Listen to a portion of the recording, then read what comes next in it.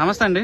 నమస్తే అండి. Next elections వస్తున్నాయి కదా, 2024లో జగన్మోహన్ రెడ్డి గారు గెలుస్తారా లేకపోతే అటు టీడీపీ అలియన్స్ ఎన్డీఏ గెలుస్తుందా?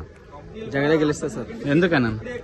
ఎందుకంటే ఆయన చేసే మంచి అభివృద్ధి పథకాలు, సంక్షేమం, అలాగే రైతు భరోసా, అమ్మఒడి, విధిరేమెంట్, బీసీ నేస్తం అలాంటివన్నీ ఎన్నో చెప్పుకోలేని చాలా చేస్తున్నారు.